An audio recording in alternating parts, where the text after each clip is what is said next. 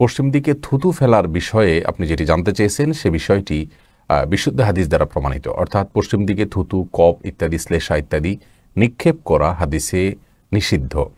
এবং এ বিষয়ে ইবনে হেব্বান এবং সহিহ ইবনে খুজাইবা এবং মুসান্নাফ ইবনে আবি শাইবা সহ বিভিন্ন হাদিসের কিতাবে একটি হাদিস বর্ণিত হয়েছে। নবী আলাইহিস সালাম ইরশাদ করেছেন, মান তাফালাতু জাহাল কিবলাতি জাআ ইয়াউমাল কিয়ামাতি ওয়া তাফালাতুহু মা বাইনা আইনাইহি আও ওয়া তাফালাতুহু বাইনা আইনাইহি। অর্থাৎ যে ব্যক্তি পশ্চিম দিকে থুতু বা শ্লেষা, কপ ইত্যাদি নিক্ষেপ করলো কেবলার দিকে, পশ্চিম দিকে বলছে কেবলার দিকে, যে যেখানে আছেন তার কেবলা যেদিকে হয় সেদিকে যে ব্যক্তি নিক্ষেপ করলো, সেগুলো কিয়ামতের ময়দানে সে যখন উপস্থিত হবে আল্লাহ সুবহানাহু ওয়া তাআলার কাছে, তখন তার কিন্তু দুই চোখের মধ্যবর্তী জায়গায় অর্থাৎ কপালে সেই থুতু, শ্লেষা, কপ সেটা নিয়েই সে উত্থিত হবে। সবাই বুঝতে পারবে যে এই লোকটি এ অপরাধী ছিলেন।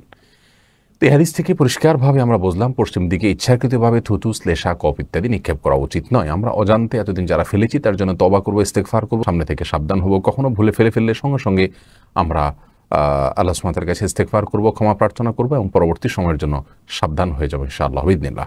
এই হাদিসের সনদ নিয়ে সমসাময়িক যুগের কোনো আলেম বা কোনো বক্তাকে বলতে শোনা গেছে, তারা বলেছেন হাদিসের সনদ বিশুদ্ধ নয়। মূলত এই বিষয়ে তাদের হয়তো জানা নাই, সেজন্য তারা এভাবে মন্তব্য করেছেন। কিন্তু আমরা বিষয়টিকে এর আগে বারবার যাচাই করেছি এবং গত 5-7 বছর আগে আমাদের একটা আলোচনাতে আমরা বলেছি রেফারেন্স সহকারে, আজকেও রেফারেন্স সহকারে বললাম যে হাদিসটি শুধু কয়েকটি হাদিসের কিতাবে বর্ণিত হয়েছে তা নয়, বরং এটি বিশুদ্ধতার মানদণ্ডে উত্তীর্ণ এবং মুহাক্কিক উলামায়ে কেরাম এর সনদকে বিশুদ্ধ বলেছেন।